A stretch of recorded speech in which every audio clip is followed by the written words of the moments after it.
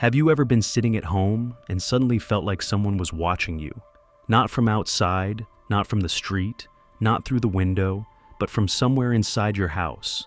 Maybe from behind the curtains, maybe beneath the floorboards, maybe from a dark corner of the room. You can't see anything, but the feeling is there. Quiet, still, watching.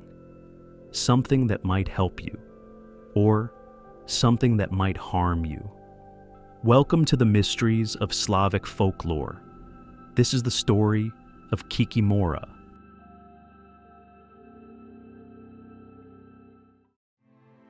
Kikimora is not exactly a monster, but she isn't quite a friendly spirit either.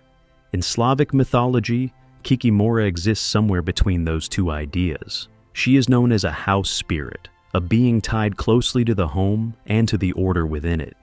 In the old stories, she rewards households that are peaceful and well kept. But when chaos, conflict, or neglect takes over, she becomes something far more unsettling. In modern media, you might recognize her name from dark fantasy worlds like The Witcher or other supernatural stories. But those portrayals often miss something important. The real Kikimora of folklore is not simply a spider-like demon or a creature of pure evil. She is something much closer to human life than that.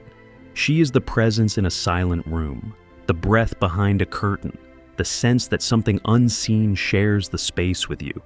In many of the oldest tales, Kikimora is neither good nor evil. She simply reflects the household she lives in, and how she behaves depends entirely on the people who live there.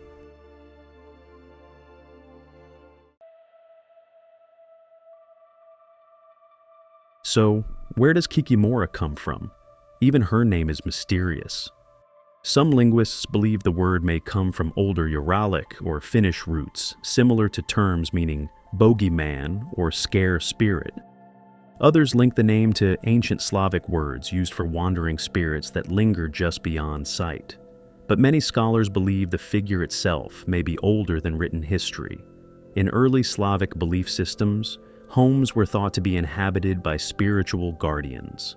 One of the most well-known was the Domovoi, a male household spirit who protected the home and family. Kikimora may have originally been his female counterpart.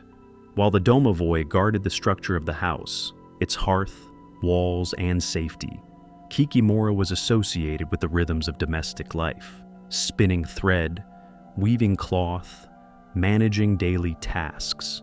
Even the second half of her name may contain an older meaning. The word mora appears across many Indo-European languages connected to death or nightmares. It appears in words like mortal, mortis, and in several Slavic languages connected to spirits that disturb sleep. So even within the name Kikimora, there is a suggestion of something shadowy, a reminder that when order breaks down inside a home, darker forces might slip in. In some stories, Kikimora is said to originate from a tragic soul, perhaps the spirit of a child who died too early, or a woman who suffered betrayal and never found rest. Other scholars connect her loosely to Mokosh, an ancient Slavic goddess associated with the earth and with women's work, such as spinning and weaving. As Christianity spread through Eastern Europe, many old deities faded from worship. Some disappeared completely. Others survived by changing form. Kikimora may be one of those transformations. Once divine, later reduced to a household spirit, not a goddess anymore, but still watching.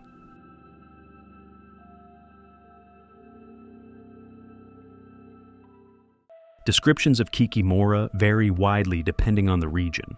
In some stories, she is barely visible at all, just a flicker in the corner of the eye, a shadow that moves when no one is looking, more of a presence than a physical being. But in other accounts, she has a much clearer form, a small, thin woman with tangled hair and a hunched back. Her clothes hang loosely and appear worn and dirty. Her face is long and narrow, almost bird-like. Some legends even claim she has the feet of a chicken or duck, connecting her to swamp spirits and the strange wilderness beyond civilization. Not every story presents her as frightening, though. In certain Slavic traditions, Kikimora behaves almost like a ghostly housemaid. People claim to glimpse her sitting quietly by the stove at night, spinning thread, sewing cloth, working endlessly. The thread she spins often carries symbolic meaning. Across many mythologies, thread represents life, continuity, or fate. It appears in Greek myths with the Moirai, and in Norse mythology with the Norns. So Kikimora's endless spinning may represent the ongoing flow of life inside the home, but her behavior depends heavily on the environment around her. If a household is peaceful and orderly, Kikimora may help. She might finish unfinished work during the night. She might help hens lay eggs. Some stories even say she gently rocks babies to sleep when parents are exhausted. Most of the time, people would never see her, only sense her presence. But if a home became chaotic or neglected, everything changed. Threads would tangle, food would spoil, unexplained sounds would echo through the house at night, creaks, knocks, whispers. Some traditions even blamed Kikimora for sleep paralysis, the terrifying sensation of waking up unable to move while feeling a weight on the chest. This was sometimes called Kikimora's ride, as if she climbed onto a sleeping person like a rider mounting a horse. Seeing her shadow was also considered a bad omen. Many believed it meant illness, or even death might soon follow.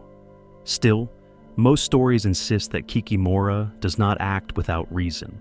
She responds to disorder, to tension, to neglect, not out of cruelty, but as a consequence.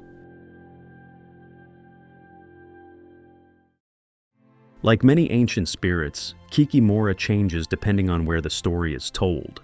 Across much of Eastern Europe, especially in Russia and Ukraine, she is believed to live inside the home itself, behind the stove, under the floorboards, hidden but always present. In rural folklore, however, another version appears, the swamp Kikimora. This version is darker and less predictable.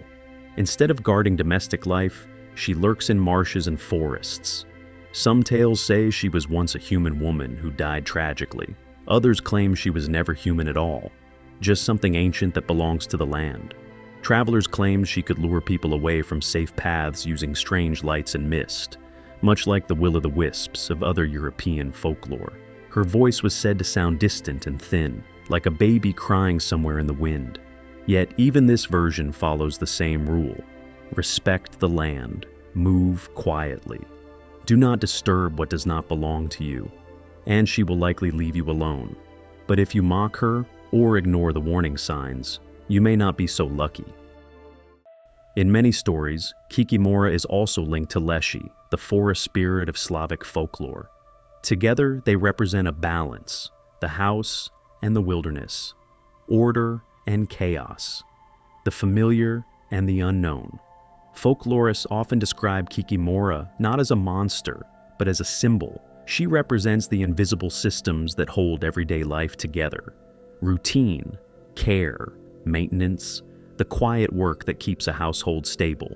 When those systems fail, the stories say Kikimora appears, not always as punishment, but as a signal that something is wrong, a reminder that small things matter, the chores left undone, the tension left unresolved, the care we give, or fail to give, to the places we live. Because in many ways, a house reflects the people inside it. And according to old Slavic folklore, when something falls out of balance at home, something might respond. So, what do you think Kikimora really is? A ghost? A spirit? Or simply the ancient human fear that our homes might remember the way we treat them? Because the next time your house creaks in the middle of the night, and something feels slightly off, it might not just be the pipes, it might be Kikimora,